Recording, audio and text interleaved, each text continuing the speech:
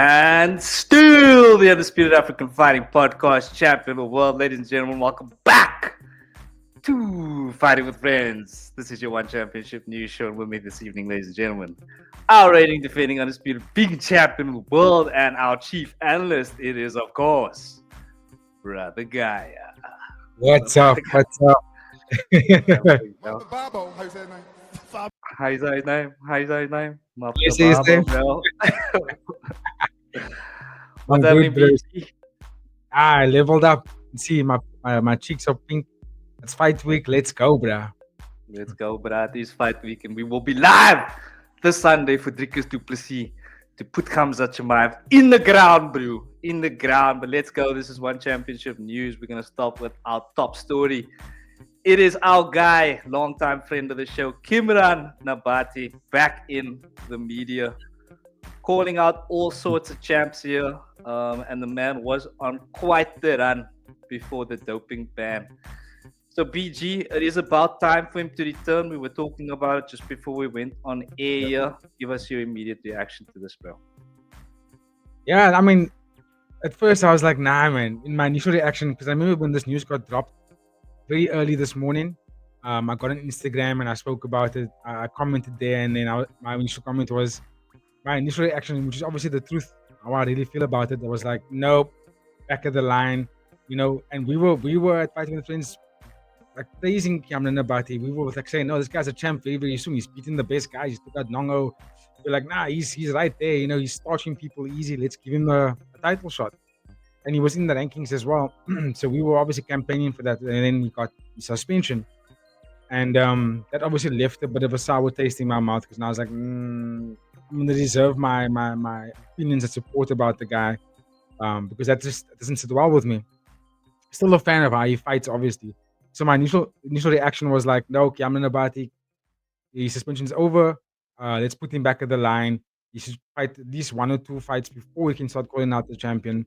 And then he responded on that post where you were saying soon he's gonna return and silence all the haters. And I just laughed. I was like, silence all the haters.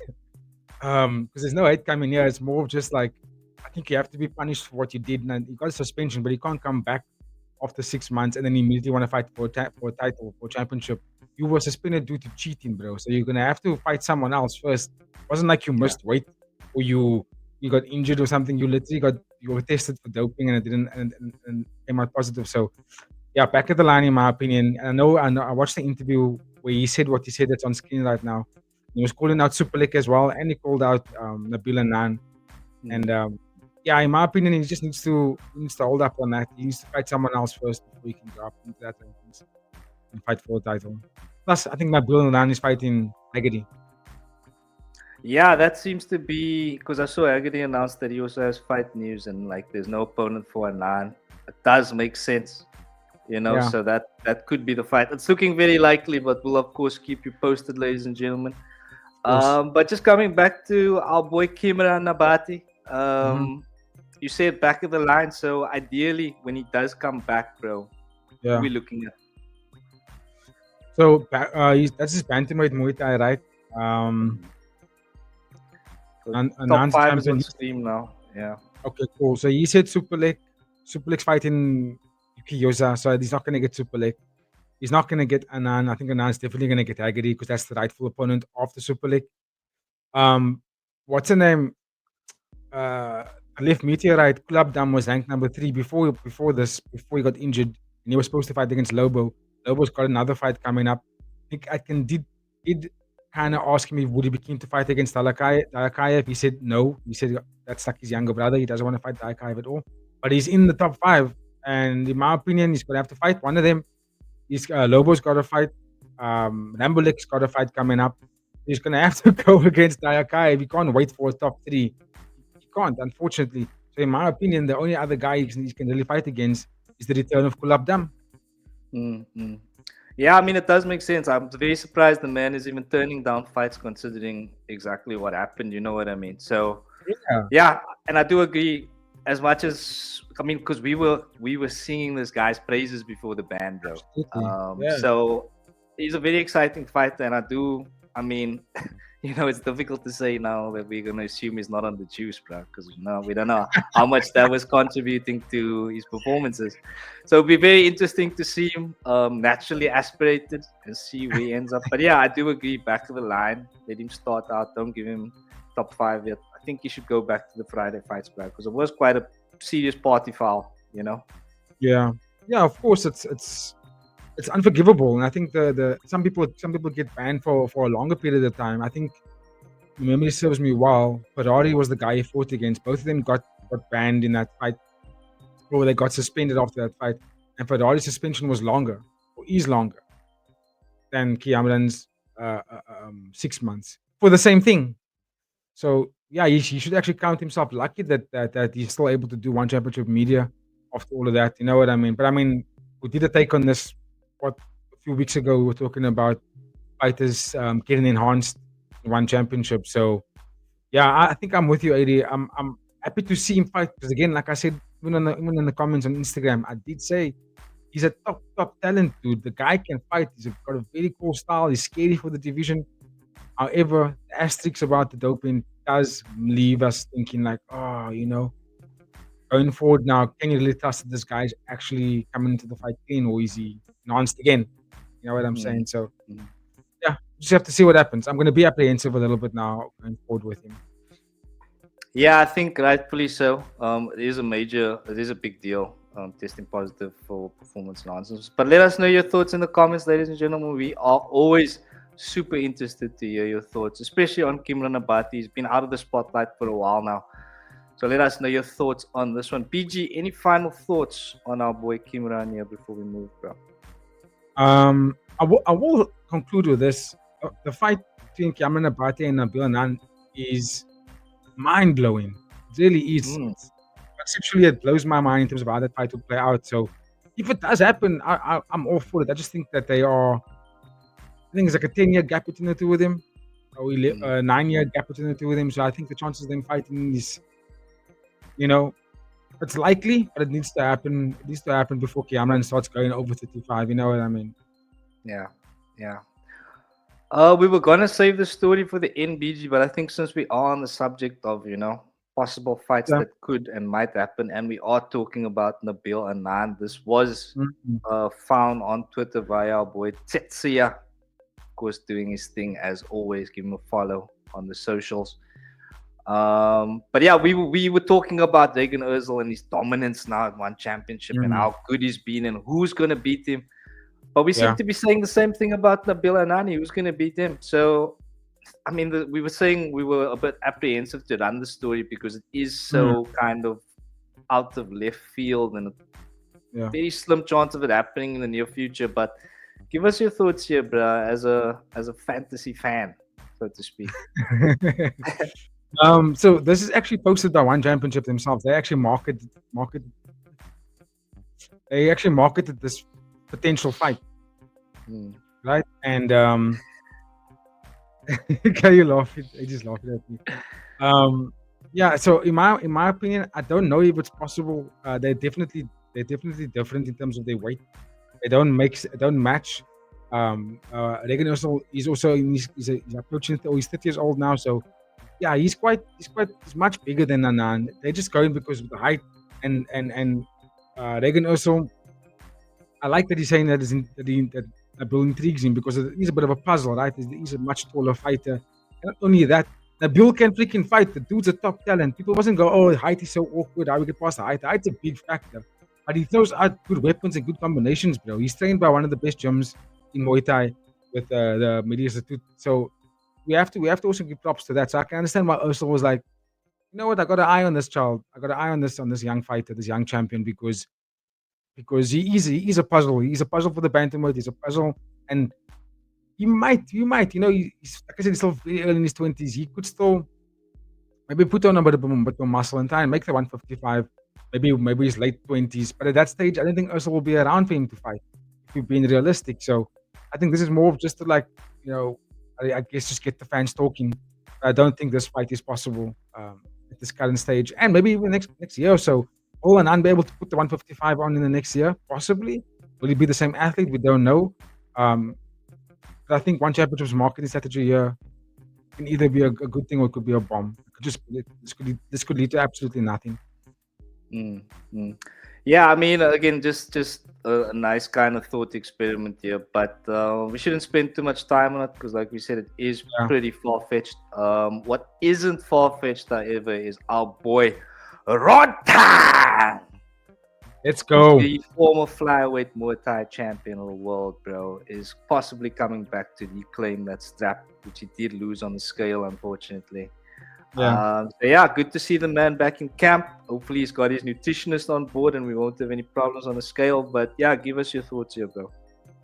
Yeah, when I saw this posted up Peter Miller, who is the nutritionist, that guy that kind of sorts out all the weight cuts, the big champions. And he posted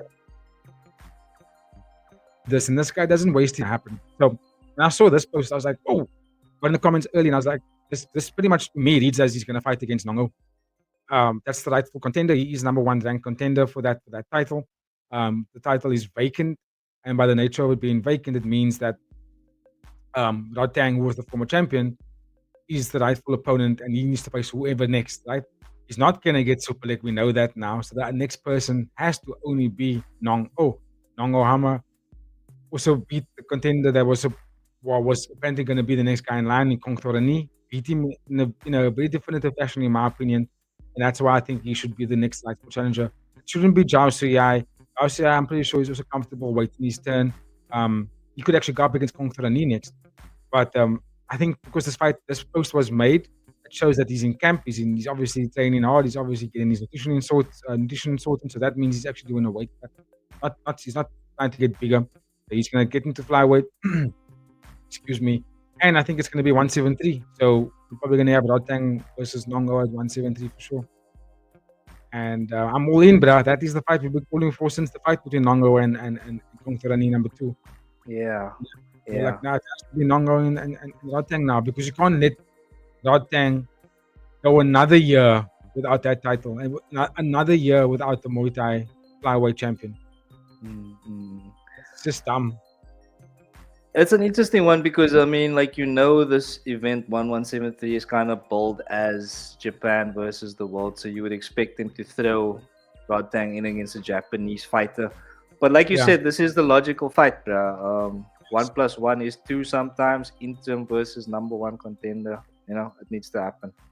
So yeah, if you have any different thoughts, they let us know in the comments, ladies and gentlemen. PG, do you have anything you'd like to add here, bro? Yeah, no, just the reason why I think that's the fight is because it's been the conversation from the media themselves. Nick Atkin has been asking Superbond and other guys, and they've been trying to sort of avoid it, but by the nature of Superbond, for example, trying to avoid the question, kind of tells you that that's where they're leading to, right? Because the One Championship doesn't make that fight. I know what you mean, that it's on the Japanese fight card, but the last 172 we had Superlek versus Nabil. That's true, yeah. So, their whole thing is they're trying to capture the Japanese market. That's why we see a lot of the Rise kickboxing guys coming over. So that's why the 172 and this card coming up now, 173, has got 5 title fights on it. They really want to let the Japanese oaks buy into this concept of one championship. Fair play, BG. Fair play as always. We'll go to our next story here, closely related to 1173, and it is the man. The title run has started, ladies and gentlemen. It is Suakim, possibly going to be featured on the 1173 card. As we know, he recently made the move up to bantamweight. So, but difficult to find an opponent in that top 5. So what are you thinking here, BG? Yeah, I'm also have to think about who we could be fighting in that top 5. So because all those guys pretty much got a fight except for Dayakayev. But I don't know if they would give him a top 5 ranked opponent. I think they'll give him someone outside of that top 5. It could also be a kickboxing fight, though, right? Because he did fight in the kickbox. Was it a kickboxing fight that he fought at bantamweight? Yeah. No. He fought. That was. That was Superlek. Sorry, that fought. Yes. Yeah. Sorry. Yeah, you're right. So there we go. It has to be Muay Thai. My thing is this, man. It's just because it's 1173. I don't Yeah. expect that they're going to get an uncontracted fighter to fight Suakim on this Mm, card. You know what I mean? that's So true. it's a strange one that they would mention this. But let us know your thoughts in the comments if you have any on this one, ladies and gentlemen. I was just obviously very excited to see it. That's why I thought Yeah. I'd put it up. You know, I'm the biggest Suakim stan this side of the No, of course. Mississippi. Trying to Uh, find like Japanese kickboxers that are in the Japanese Muay Thai bantamweight, but I don't see much. This is where the live fans would be able to help us out. yeah. Yeah, but anyway, we don't need to spend too much time on it. It's not really been confirmed. It was just No. very exciting for me to see this. So yeah, I thought I'd share it with you guys. Hope you appreciate it. Let me know your thoughts on the man, Suakim, and who you think you should fight. We're very interested to hear that. But the guy, your boy Christian Lee, claims to be Mhm. back in business. Give us your thoughts here, bro. You said you might have a hot take or two on this one. Yeah, and it kind of goes back to what I was talking about on championship moving into the Japanese market. Making if you look at the pay-per-view cards, right, the last couple of ones has been in Japan, and there was one when Takedo came down in Japan as well. And it seems to generate a good amount. It generates a good buzz, right? And I think that is very cool in terms of, well, it kind of shows the one championship is at, right? Let's put it this way. When Christian Lee was popping up, he's 27 years old. When he was popping off, right, and he was making things happen, that was one championship trying to crack the US market, and he was the golden kid, 2 division champion, welterweight, lightweight, you know, beating everybody, taking out top contenders, just and in like in devastating fashion as well, like getting a lot of finishes, doesn't go to decision. So you could see but that was when Mighty Mouse was still on the card, a lot of MMA guys and a lot of MMA champions, and it was just like popping off, right? Um, since Mighty Mouse retired, or just before Mighty Mouse retired, we kind of noticed that the one championship weren't putting on a lot of MMA bouts and a lot of MMA title fights, MMA title fights in particular. Like Ang Lang Sa was one of the guys, and Tenkai, and like they all kind of fizzled out, and we started seeing a lot of Muay Thai fights, a lot of boxing fights, and that's where we are now. And I think since noticing that the US market has sort of gone down, and now they're moving to the Japanese market, the news of Christian Lee returning should have been, it's like, I can give it to a comparison to the UFC, for example. It's like the return of someone massive. Someone massive. When he fought against Rasulov on his return last year, that fight in a no contest, that fight should have had a massive buzz, but it didn't have a big of a buzz when we saw Haggerty versus Superlek, for example. And that was also a US card. That was the Denver card. So my point is, I just feel like maybe the one championship should maybe do what Tetsuya said and slow down on the MMA guys actually, and maybe even to the point where cut them off, cut the losses even, and then let a lot more money into the kickboxing and the Muay Thai and the Jiu-Jitsu, or you keep the wrestling and you cut the Jiu-Jitsu. The point is, the return of Christian Lee should be as big of a buzz as Kiamran Nabati giving hot takes on a Nick Atkins podcast. You get what I'm saying? He's a doubleweight champion. He still is the doubleweight champion. He hasn't lost the title. He still has both. And he should be your star, but he hasn't been marketed since 2021, 22. You know what I mean? And he fights so less. I get it because of the family incident, and I don't want to go into that because that's a very sad topic. But I just think that a fighter like him, like Christian Lee, should be your up there the way you market the Rodtangs, Takedos. Takedo's not even a champion. He has 3 fights in the organization. He's been marketed than any of the other champions. I just think that kind of tells you where they're at. You know what I mean? And that's how I feel about the news of Christian Lee. I think he's a good fighter, and I feel like, my personal opinion, this is my hot take, he should actually leave one championship and go fight in the UFC. He can really stand him. He can actually put in especially at 27 years old. The time is now. Don't try and go there, Bellator guys, where you after 30 and you've already fought your title reign out, and now what you're going to do, chase what? Top 5 maybe in the UFC? The time is now. One championship isn't giving you a lot of fights in MMA. So in my opinion, and Fabricio Andrade, rather make the contact with the UFC now already. Fabricio Andrade is training with Alex Pereira. So that, yeah. Make the contact. Yeah, no, I think you're making a lot of good points there, BG. Just a question from my side, bro. Talking about the MMA, do you think that there are enough Japanese MMA fighters in one championship for them to sell a strictly MMA event in Japan? That would have to be Japanese versus this of the world, right? It can't be Yeah, that's Japan what I versus. mean. That's what I mean. Yeah, so it Oh would yeah, be yeah. Japan versus whoever. Just like they're selling it with 1173 in kickboxing. We do the same thing with a purely MMA event. Because, like you said, the American market has stagnated. There's not really much for them to sell Because they to don't have a America at American the moment. champion. Christian Lee Exactly. is the only Exactly. one. But I mean, I saw a clip on YouTube that actually made a very interesting point. Like we were even talking about the other day, America only has one UFC champion. So MMA in America at the moment is generally not in the best place. You Mm, know what I mean? So mm. they don't really have. Because I mean, who are the up and coming American contenders in the UFC? You know what I mean? Even who's going to be the title? Even Who's going to win the title? Yeah. Because I mean, in the one championship, we know it's limited. But yeah. in the UFC, where there should be these champions and also up and coming prospects, who can you point out, bro? Yeah, I mean, the UFC got Adam Pico on this week's co-main event on a pay-per-view. Kind of tells you where they are, like where they contenders are. Garbage, my brother.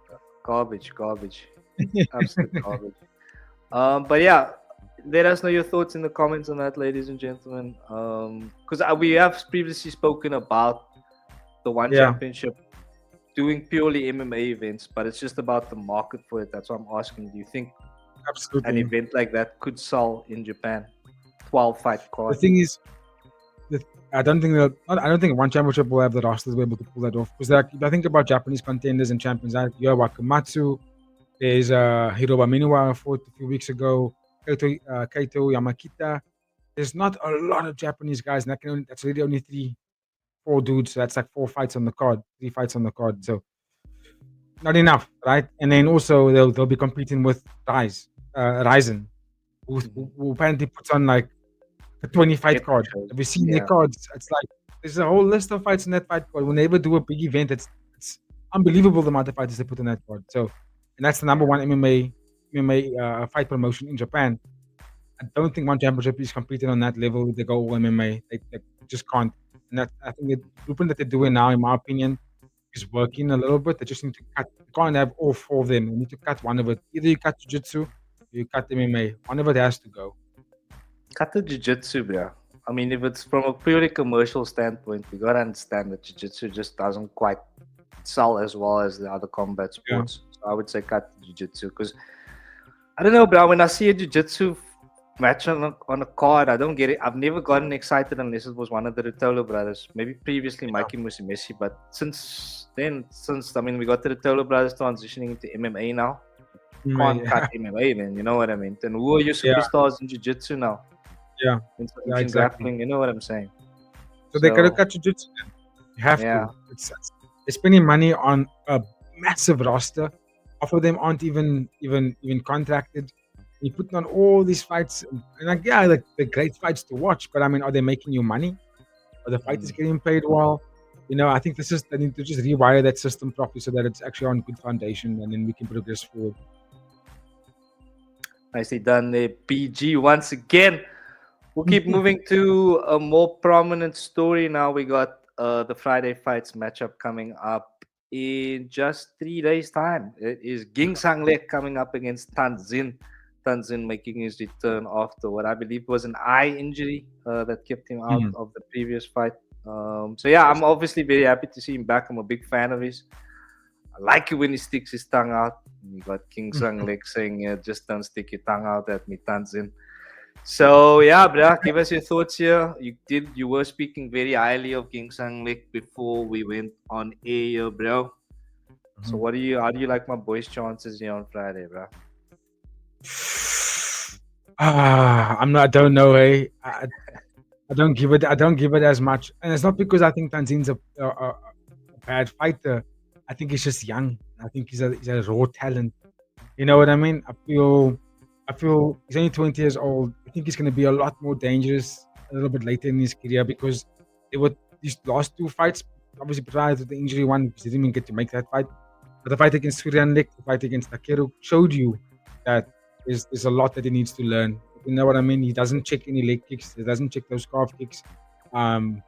He's got, like, I wouldn't say basic moves going forward, but he's got very good hard boxing.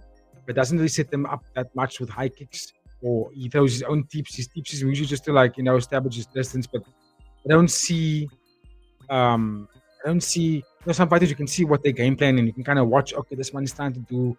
He's fighting southpaw, for example. Wiki Yoza, when he fought against Pitt, you know what I mean? He was like, I'm gonna go out southpaw against this dude, and I'm gonna blast a lot of low kicks onto his front leg. There's a game plan, and he practiced that and he worked it.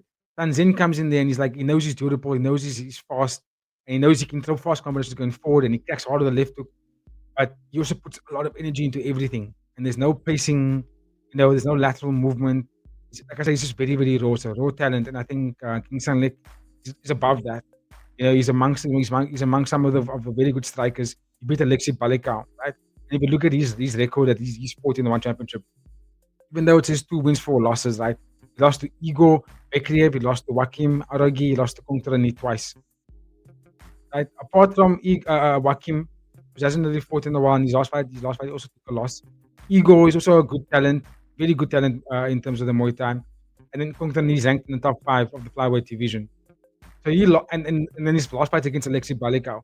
And these are talented fighters, right? Consistently, that are basically almost contracted. If not, they're fighting for that contract or they're ranked. That's the type of talent he's fighting against. So he's obviously going up against more experienced, clever fighters, and not against teenagers all the time.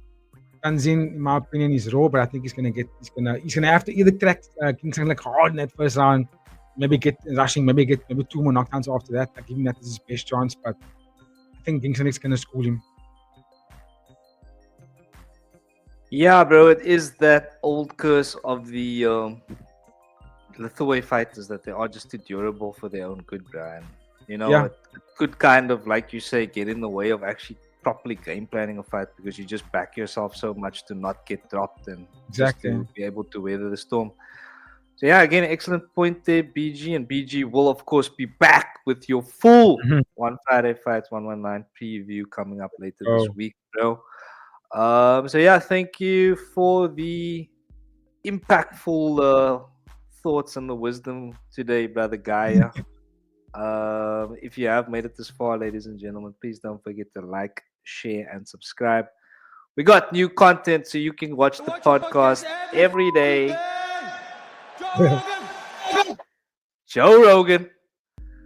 GG, do the honors of finding us out. I prepared the necessary graphics. Let's go. Like Eddie was saying, this is Fight Week. We have some fresh content coming up. Tomorrow we'll do the preview officially of the UFC. Can't wait. We literally can't wait for that one. So we're looking forward to seeing you guys at that one. Speaking of that UFC card, we are going to be doing a live for it as well on Sunday. And then also we'll be doing a preview for Friday Fights that's coming up, where Thant Zin is going to be on Showcase. We'll be doing a live for that one as well. So stay tuned for that one. And then also, just again, the membership is active. You will see there's a join icon underneath all our videos. If you're also inclined, please do subscribe to the channel. It's all going to go to making this page so much better, or not just for us, but more importantly for you guys out there. So on that note, love for the love, and hope to see you in our lives this weekend. For myself, this is the Fighting with Friends team. Catch you on the next one. Cheers.